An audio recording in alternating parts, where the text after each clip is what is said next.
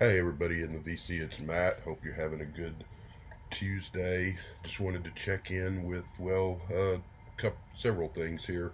First off, I want to thank everyone for who commented on and the kind words and support on the video that I did a few days ago about the records that I lost to water damage.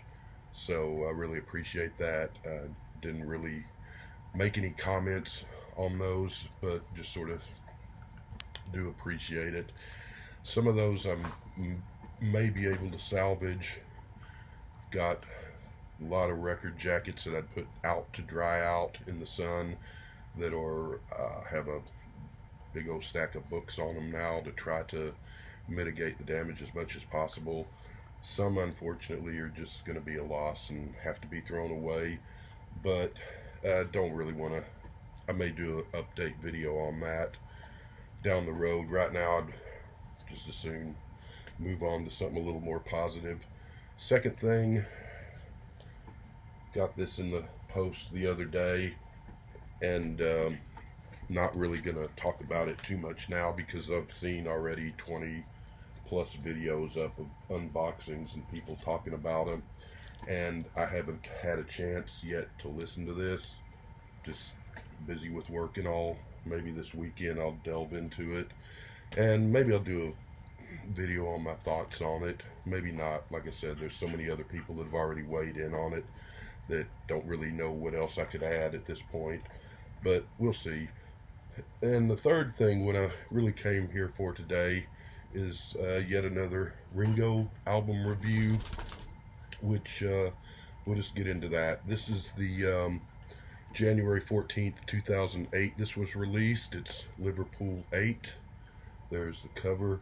This is another one of those, maybe, that only came out on CD and hadn't been put out on vinyl yet. I say maybe because I looked, double checked, and everything I have found says that it only came out on MP3 and CD and on a USB wristband thing, whatever that is, but no mention of vinyl. But when I checked on Amazon, they do have vinyl copies for sale that has a different cover, and I don't think it's American or British. I think maybe it came out on vinyl in another country, perhaps, or maybe those are sort of dodgy semi-official releases. Whatever they are, they've got a couple of copies for sale, not directly from Amazon, but from secondhand sellers, where you can buy stuff on Amazon, sort of like eBay, through other people. They're in the $40 to $50 range. I don't know that I'll get one because I can't find any information of how official it is or where it came out, but it's got a blue cover and it's a little bit different than the cover of the CD. Anyway, so maybe it did come out on vinyl, I'm not sure. From here on out, all the Ringo albums are available on vinyl, which is a good thing, and I hope that these three or so that only came out on CDs, I hope they eventually get a vinyl release. We'll find out if that happens or not. So this was, like I said, January 14th of 2008, typical of Ringo latter day albums. Didn't do that well. Got to 94 in America, 91 in England, which is better than some of his others that didn't chart at all, but still not great. This is the period where he and Mark Hudson had a parting of ways. So some of this album is produced by Ringo and Hudson. Some of it is produced by Ringo and Dave Stewart, the guy that was in the Eurythmics. Why Hudson and Ringo split is depending on who you ask. You get different stories, so who knows what the real story was there. But anyway, so yeah, the cover is nothing really too great. When you look at, you see that picture of the car and the 8 there and some people around the car, so it gets a little more interesting than when you first see it, and you can see the outline of some buildings back behind there. Liverpool 8 refers to the area where Ringo lived. I guess 8 is sort of like a zip code in England or something. I'm not sure, but in the inside book is not really that much more interesting, just some song titles and who plays what on the songs. There is a great, really nice picture in the center there, which, if you'll notice, is the same car as the picture in the center, and the Beatles are in the car there, and I'm guessing that's an actual picture of from early Beatle days, 62 or 63, with the crowd around the Beatles. And maybe that's Ringo's car, because he actually had saved up enough to buy a car before he was even in the Beatles, which was pretty rare for someone his age and his socioeconomic status to have a car in England back in those days. So that was kind of a big deal.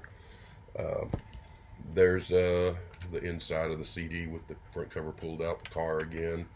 The back is just the album song titles. A picture of Ringo on the back of that thing. So yeah, nothing packaging wise to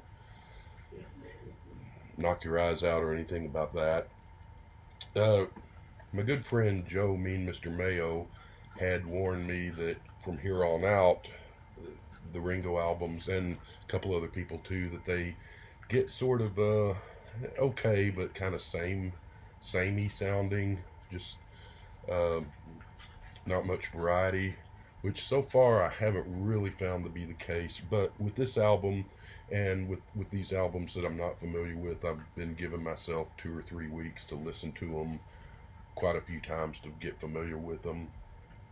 With this album, the first couple of times, I will admit that it was that was the impression I walked away with, that these are some,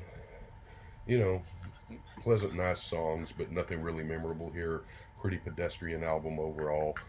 But there are some, it does grow on you over time, over a few listens, and there's a couple of keepers on here. Overall, there's no real knock your socks off song that reaches out and grabs you on first listen or even on 10th listen, but there are some nice songs on here, and the album is in the end, it is kind of pedestrian, but in actually a good way, if that makes sense, which I'm sure it probably doesn't, but I'll try to explain that a little better here. I do like the preceding albums, Choose Love and Ringo Rama, quite a bit more than I like this album. But that's not to say that this is a bad album, and in the end, it really isn't.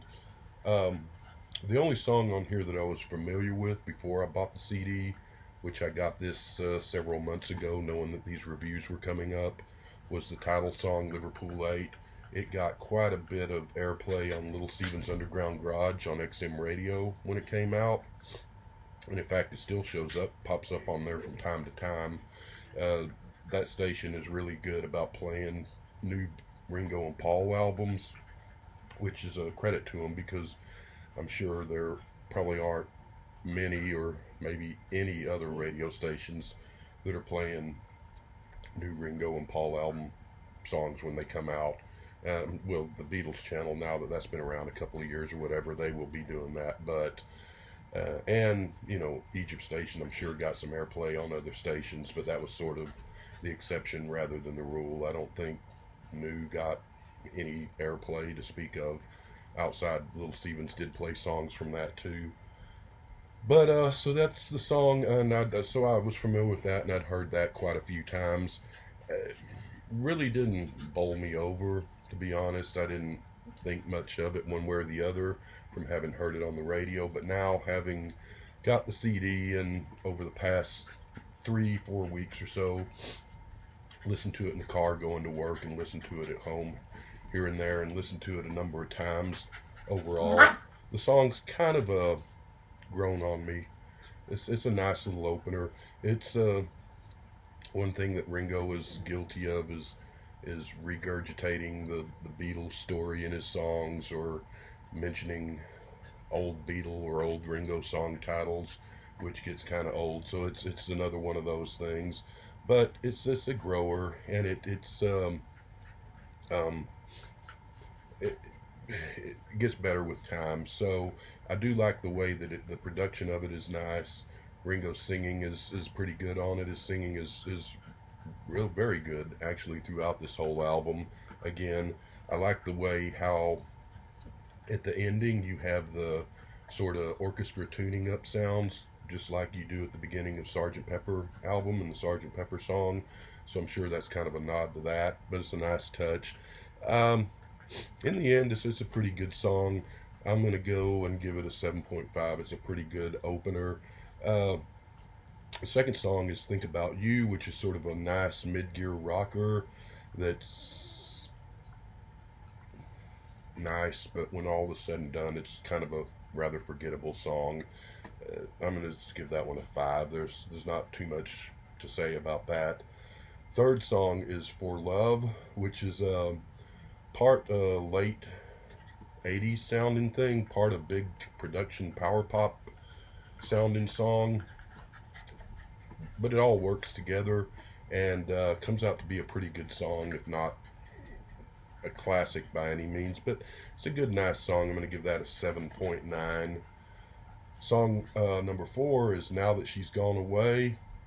Has nice drums. It's a bit soulful and funky sounding at times, but in the end, in the overall, it's just a pleasant at best song without too much going for it, and it's not very memorable. So I'm going to give Now That She's Gone Away a 6, just for some nice touches in there here and there that, even though they don't really add up to much in the end.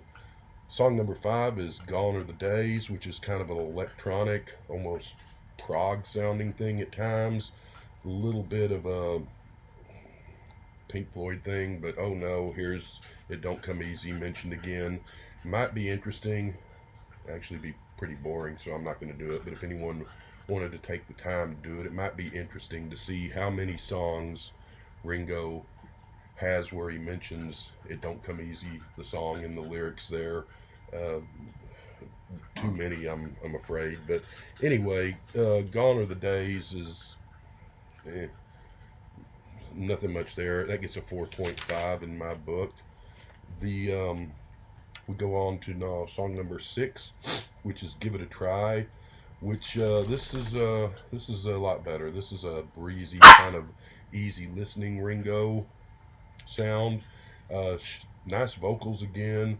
Should have been a hit, and it's one of the stronger songs on the album. It's a weird mix of beach music, sort of granny music, and slightly western touch to it. It's almost could have been a Beatles song. I could have seen it as fitting on a Beatles album somewhere there as a Ringo contribution. Just a really nice, catchy, easygoing song that is sort of a joy to listen to. And you know, if it got some exposure, I think a lot of people would be surprised that it's Ringo, and I think a lot of people would like it. Good song. I'm going to give that a 9. Song number 7 is Tough Love, Tuff. It's got a nice sort of push and pull tempo throughout the song. It's a Majestic song on a small scale. This, you know, not capital Majestic, but small letter Majestic. It's a nice kind of lazy day type song. Give that a 7.8, and I like how at the end of it there's a couple of seconds where it sort of sounds like Blue Jay Way, even though the rest of the song doesn't sound anything like that. But it's a nice little touch there, and that's a way to do a good nod to the Beatles with the Pepper intro at the end and the Blue Jay Way thing instead of the Let's Mention It Don't Come Easy or a Beatles song title or When We Played at Shea, because that gets a little old. And you get a lot of that in the title song, Liverpool 8, about when we played at Shea, it was okay, ham-fisted lyrics, even though that is a pretty good song. But Tough Love gets a 7.8. Song number 8 is called Harry's Song, which is a nice soft shoe shuffle, sort of 40s pop sounding song. Could have fit right in on the Sentimental Journey album, I think, even though this was written by Ringo. Everything on here was written by Ringo with other writers, as has been the case of the last several albums. So, but yeah, just sort of a nice 40s pop standard sounding thing, and it's also got a little bit of an 80s touch, a little updated. The song Taco, Putting on the Ritz from 80, 82, 83, kind of has little touches of that sort of feel or sound. Uh, Ringo's vocals sound very Beatley on this particular song, more so than um, usual. So that's a nice, feels good, and that's nice to hear. And at the end of the song, there's the whistling outro. I don't know if that's Ringo whistling or not, but that's really nice. I like listening to people that can whistle because I can't whistle worth a damn, and so it's always nice to hear. 7.5 for Harry's song. And again, I think I mentioned this in one of the earlier Ringo reviews. I don't know how much he has as far as the input of the music and the instrumentation and the writing of the song, and as opposed to how much he just shows up and sings a song and plays the drum part, and Hudson or Dave Stewart or whoever else is working with him does all the heavy lifting, or maybe he does the heavy lifting too. I don't know. It's hard to say, but just saying, I don't know how much input he has into these albums. But he spent years sitting there with John, Paul, and George, who knew what they were doing when it came to songwriting. So maybe he was paying attention and taking notes. It's hard to say. But yeah, 7.5 for Harry's song. Pasadoblas is kind of a Spanish sounding song with nice Spanish guitar. Reminds me somewhat of that Las Brisas song that's on Rotogravure, even though I don't think he wrote that one. He did write this one with some other people. Pasadoblas, I looked up, is a musical genre which is music that is in a fast-paced Spanish military march mode, which is kind of funny because this song isn't fast-paced. And it's Ringo trying to be a crooner, sort of trying to be an Al Martino type singer, I guess. Another song that sounds like it came from back in the 40s or 50s. It's nice little song. I'm going to give it a 6.5. I don't know, it's one that I'd go out of my way to listen to that often, but when it comes up on the CD, it's fun to listen. So 7.5 there. Now we go to song number 10. It's called "It's Love That You Want," which is a really cheerful, upbeat number. Sorry, that motors along very nicely. It's got a nice bass part in it. Nice little breakdown from about 2:14 to 2 minutes and 18 seconds. The have you seen a little bit "I Love You" bit in there? The breakdown's really nice. Catchy song, nice song. Another song that, if it had gotten exposure, could have been popular, could have been a hit. I'm going to give that an 8 for "It's Love That You Want." Song number 11 is called "Love Is," which is a kind of a weary, downbeat meditation on love and life, or something. It's morosely positive, sort of a doesn't sound like it'd work, but it does. This could be maybe Ringo's "Long and Winding Road," I guess. This is kind of same kind of feel and vibe as that song. Overall, it's okay. I'm gonna give it a 6 for "Love Is." And the album ends with "Are You Ready?" And instead of the spelling is the letter R, the letter U, and then "ready." So I guess he took a page from Prince's song titles there to get that. Doesn't sound anything like a Prince song, though. It sounds like an old hillbilly song from the 20s, kind of Jimmy Rogers, Carter Family hillbilly sound. It sounds like an old scratchy 78, and it sounds like Ringo's singing through a megaphone, like an old Rudy Valley song or something. It's kind of cool. It's fun. It's muted in the background throughout most of the song, but at about 2 minutes and 12 seconds, the music bursts to the forefront momentarily, and then it goes back to that sort of muted old scratchy 78 sound. It's a fun song. It's just an old, you always got to have a country or western song on a Ringo album, and I guess this is the one on this one. Fun way to end the album, so I'm going to give that a 8.5. And there is a bonus track that was released through a New York newspaper. I don't know if they put a link to a download or something, that is called "It's Love," like "It Is Love." Looked around on YouTube and couldn't find it anywhere, so I don't have any idea. I've never heard it, so I can't say on that. Overall, I'm going to give this album a 7. It's not as good as his other couple of albums before this, but it is a little pedestrian, but it has its charms. It's sort of like Charlie Brown's Christmas Tree. When you first see it, you looks a little sad and you don't expect anything over of it, but over time you realize that there's something there, and it's a dependable, nice little, there's goodness to be had out of it. So this is a great album for if you're in the car and you got a long drive, you know, you got 30-minute or an hour or whatever drive. It's a good listen then. It's a good listen if you're at home and you're doing stuff around the house to put on.